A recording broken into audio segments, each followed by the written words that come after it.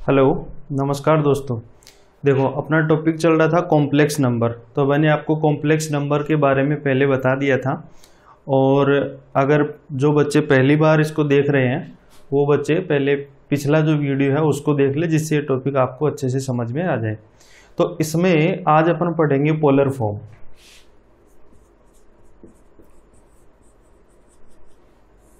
ध्रुवीय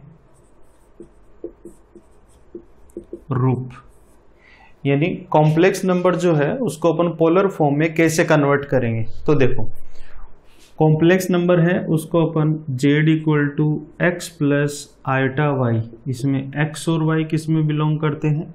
real number में belong करते हैं। मैंने आपको बता दिया था पहले, फिर से देख लीजिए।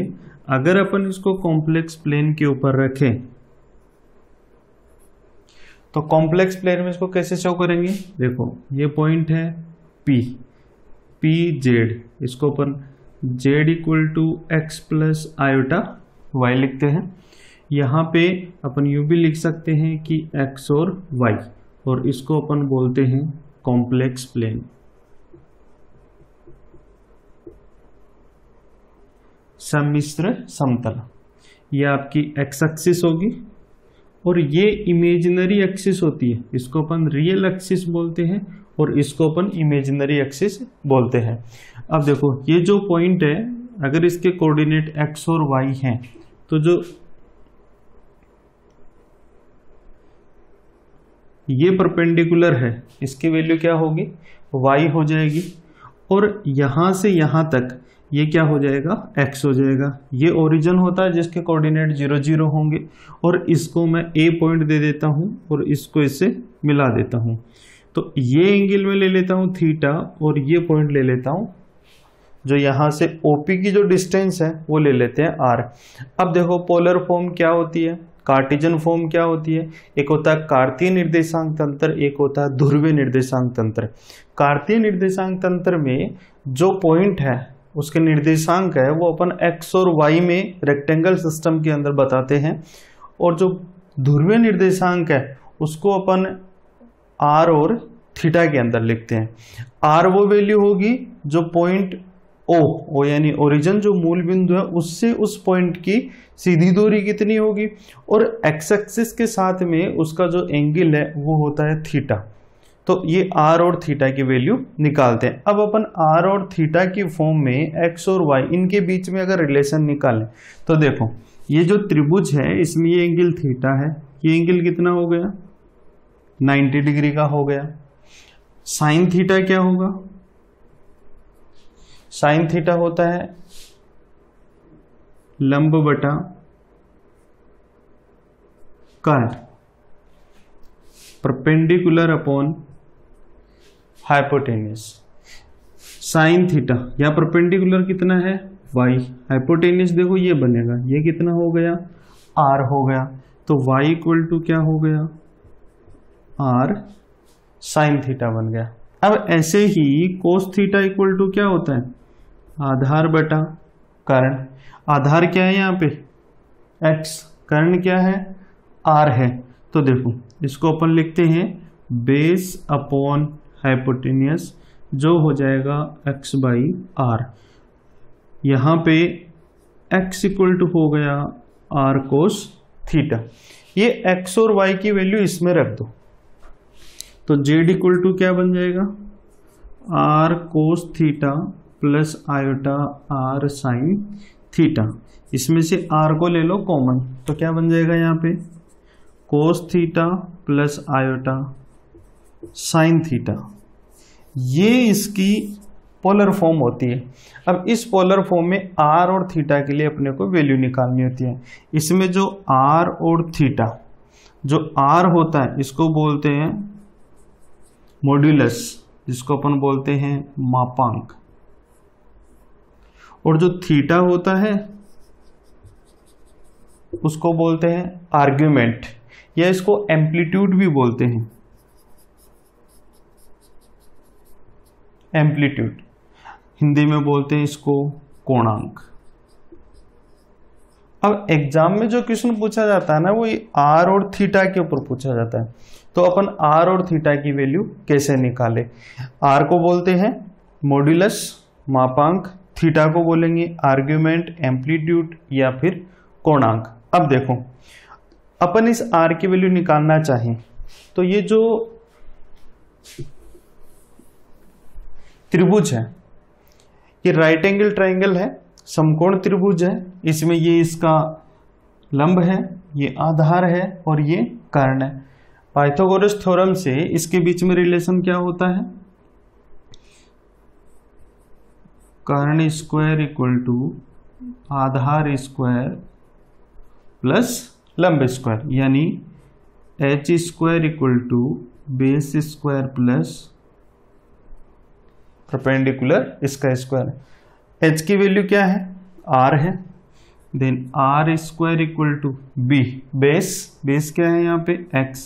एक्स स्क्वायर हो गया, और पी ये हो जाएगा प्लस वाई है तो वाई स्क्वायर हो जाएगा। तो आर की वैल्यू क्या बन गई? Root under x square plus Y square. तो जो आर होता है उसकी वैल्यू क्या होगी? X square plus Y square. फिर अपन निकालते हैं थीटा की वैल्यू। तो देखो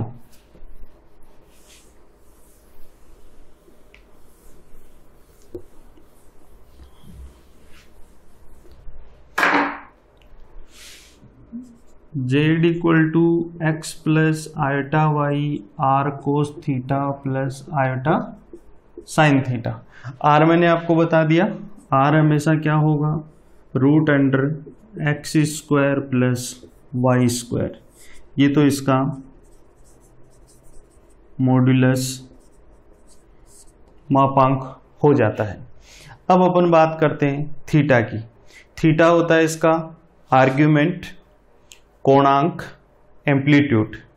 ये यूनिक नहीं होता, इसकी वैल्यू अलग अलग होती है, लेकिन अपन एक प्रिंसिपल इंटरवल लेते हैं उसमें इसकी वैल्यू निकालते हैं और जनरली एग्जाम के अंदर वही पूछा जाता है। तो बाकी जैसे मैं क्वेश्चन कराऊंगा उसमें जो इसकी जनरल वैल्यू पूछी जाती है वो भी आपको बता दूंगा। देखो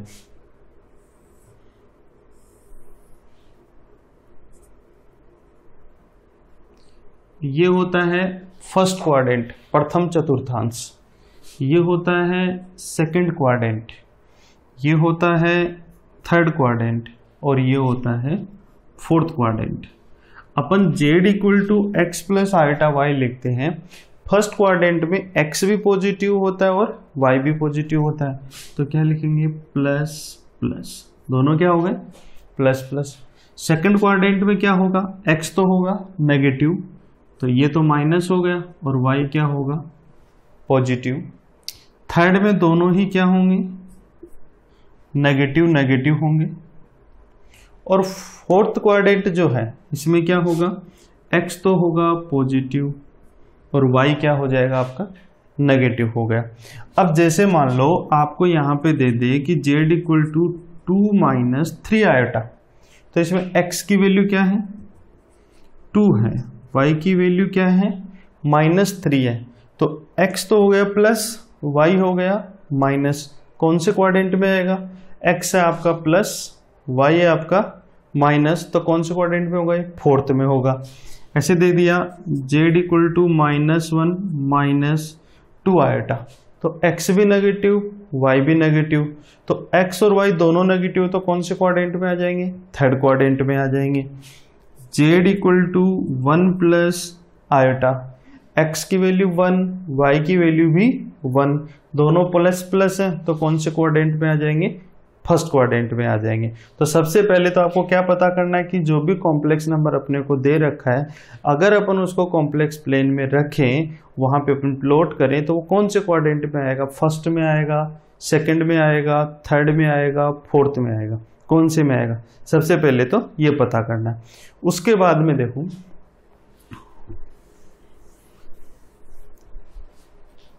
जो फर्स्ट क्वाड्रेंट है उसमें जो वैल्यू होगी वो होगी थीटा। उसके लिए अपन लिखते हैं अल्फा। फोर्थ क्वाड्रेंट में होगी माइनस अल्फा। सेकंड क्वाड्रेंट में पाई माइनस अल्फा और थर्ड में माइनस पाई माइनस अल्फा। ये थीटा की वैल्यूज है, याद रख लेना। फर्स्ट में क्या अल्फा, इसका उल्टा फोर्थ में क्या हो जाएगा माइनस अल्फा, सेकंड में क्या होगा पाई माइनस अल्फा और थर्ड में क्या हो जाएगा, इसके माइनस का साइन लगा दो, माइनस पाई माइनस अल्फा। अब यहां पे जो थीटा है अपने पास, इस थीटा को कौन कौन सी वैल्यूज बताई मैंने आपको, एक तो आपको बता दी अल्फा, एक बता दी माइनस अल्फा, एक बता दी पाई माइनस अल्फा, एक बता दी माइनस पाई माइनस अल्फा, ये बता दिया।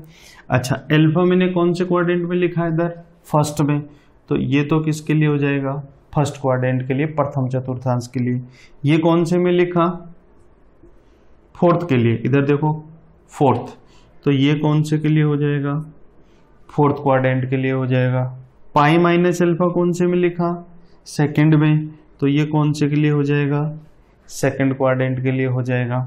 ये कौन से में लिखा थर्ड में, तो ये कौन से क्वाड्रेंट के लिए हो जाएगा थर्ड क्वाड्रेंट के लिए हो जाएगा। अच्छा ये तो थीटा की वैल्यूज है अल्फा की फॉर्म में। अल्फा की वैल्यू क्या होगी, यहाँ पे अल्फा की वैल्यू होगी tan inverse y by x, ये याद करना tan inverse y by x, और इसका मोड है यानी x और y कैसे भी आए उन दोनों को आपको पॉजिटिव कर देना है और वैल्यूज यहां रख देनी है। यहां पे जो थीटा की वैल्यू आएगी वो आएगी माइनस पाई से पाई के बीच में, यानी थीटा किस किस के बीच में लाई करेगा माइनस पाई से पाई के बीच में लाई करेगा। थीटा की वैल्यू क्या आएगी माइनस पाई से पाई के बीच में, यानी 2 पाई का 2 पाई लेंथ का कोई भी इंटरवल ले लो, कोई भी अंतराल ले लो, उसके अंदर इस थीटा की वैल्यू अपन निकाल के बता सकते हैं। प्रिंसिपल इंटरवल है वो लिया जाता है माइनस पाई से प्लस पाई, जिसके अंदर इसकी वैल्यू माइनस पाई से प्लस पाई के बीच में होगी। अगर एग्जाम के अंदर क्वेश्चन पूछे और उसमें माइनस पाई से प्लस पाई के बीच में नहीं है कोई ऑप्शन, और नन ऑफ दीज का ऑप्शन नहीं आएगा उस टाइम पे, कोई दूसरा ऑप्शन आएगा, तो इनमें plus 2 pi minus 2 pi plus 4 pi plus 6 pi plus 8 pi plus 10 पाई, ये आप प्लस माइनस करके देख लीजिएगा। क्योंकि जैसे मान लीजिए कि थीटा की वैल्यू आ गई 30 डिग्री, कितनी वैल्यू आ गई 30 डिग्री, 30 डिग्री आपका यहां पे बन गया। अब इसमें अगर मैं 2 पाई प्लस करूंगा तो वापस से रोटेट होके क्या होगा यही आ जाएगा। तो अगर ऑप्शन में नहीं हो तो प्लस 2 पाई, अब एक बार और राउंड लगाऊंगा तो कितना हो जाएगा 4 पाई, अगर मैं दूसरी वाली डायरेक्शन में लगाऊंगा तो क्या हो जाएगा इसके अंदर माइनस 2 पाई माइनस 4 पाई। अभी मैं क्वेश्चंस करा रहा हूं उसमें आपको बता दूंगा, तो ये आपको याद रखना है। आर की वैल्यू क्या हो जाएगी X square plus Y square का रूट, और थीटा की वैल्यू क्या हो जाएगी alpha minus alpha pi minus alpha और minus pi minus alpha. First quadrant में देखो फर्स्ट में क्या होगा अल्फा, फोर्थ में क्या होगा माइनस अल्फा, सेकंड में क्या होगा पाई माइनस अल्फा, और थर्ड में क्या होगा माइनस पाई माइनस अल्फा, ये होगा। अब देखो आपसे एग्जाम में ऐसे नहीं पूछा जाता, डायरेक्ट क्वेश्चन पूछेगा। क्वेश्चन में देखो कैसे पूछेगा,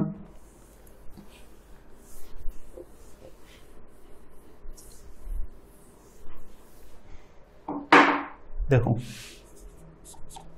क्वेश्चन बोल रहा है कि z equal to 1 plus iota, और इसमें आर्ग्यूमेंट क्या होगा थीटा की वैल्यू क्या होगी, ये आपको निकाल के बताना है। तो देखो मैं r और थीटा दोनों ही निकाल के बता देता हूं। अपन इसको पोलर फॉर्म में लिखते हैं तो r कोस theta plus iota sine theta लिख देंगे।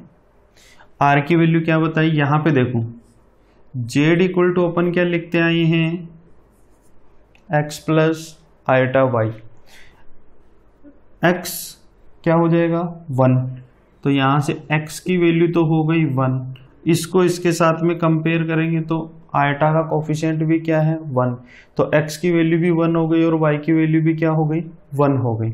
चलिए एक्स और वाई 1 हो गए, तो आर की वैल्यू क्या लिखते हैं अपन, root under x square plus Y square.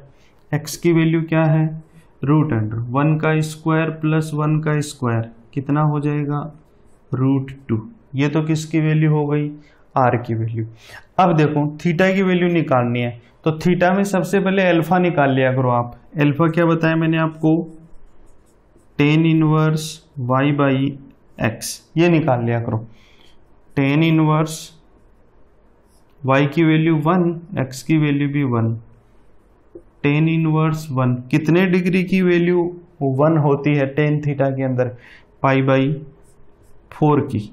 तो अल्फा इक्वल टू कितना आ गया, पाई बाई 4। अब ये देखो x क्या है, प्लस है, y भी क्या है, प्लस है, कौन से क्वाड्रेंट में आएगा, फर्स्ट में। फर्स्ट में थीटा की वैल्यू क्या होती है, अल्फा। अल्फा की वैल्यू क्या आ गई, पाई बाई 4। तो थीटा इक्वल टू क्या हो जाएगा यहाँ पे, पाई बाई 4। तो ये इसके आंसर हो जाएंगे। इसी क्वेश्चन को देखो थोड़ा सा चेंज कर देता हूं मैं,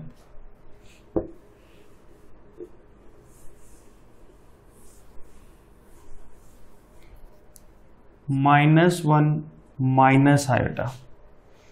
एक्स की वैल्यू क्या हो गई, अब x equal to -1, y equal to भी क्या हो गया, -1 हो गया।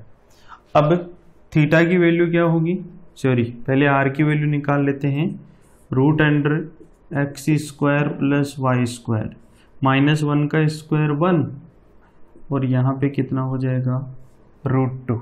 ये बन गया।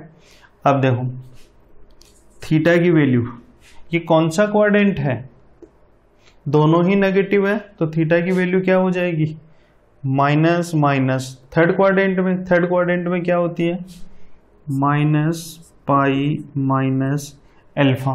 अल्फा मैंने क्या बताया था आपको, tan inverse y by x, tan inverse -1 mod में लेंगे तो भी क्या होगा, प्लस बन जाएगा, माइनस माइनस, तो क्या रहेगा, टेन इनवर्स 1, क्या हो जाएगी इसकी वैल्यू, पाई बाई 4 हो जाएगी। ये वैल्यू यहां रख दो, तो थीटा इक्वल टू क्या हो गया, minus pi by 4, that is -3 pi by 4। तो ये थीटा की वैल्यू हो गई, और ये किसकी वैल्यू हो गई, आपके पास आर की वैल्यू हो गई। तो ये तो हो जाएगा इसका मापांक, और ये हो जाएगा इसका कोणांक। ठीक है, तो आपको ये याद रख लेना है, फर्स्ट क्वाड्रेंट में अल्फा, फोर्थ में माइनस अल्फा, सेकंड में पाई माइनस अल्फा, और थर्ड में माइनस पाई माइनस अल्फा। 3 बार बोलोगे याद हो जाएगा।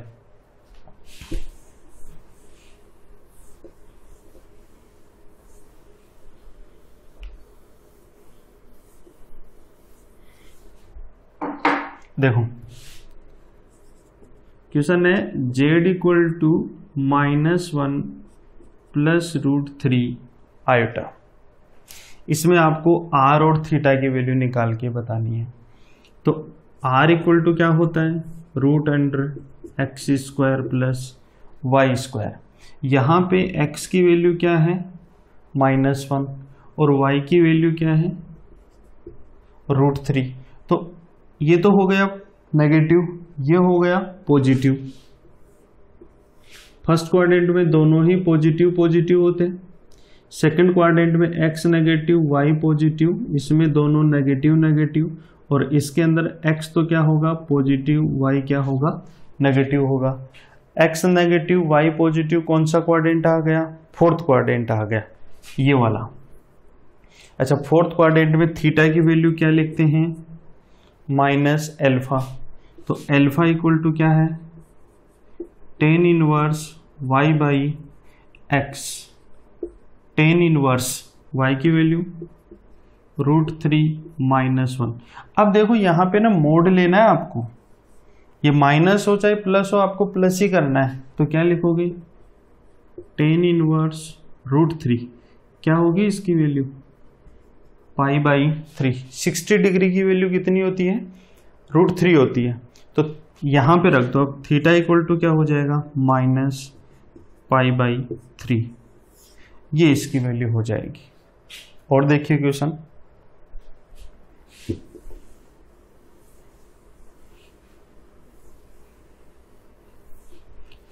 z equal to √3/2 plus i/2 ये वैल्यू है।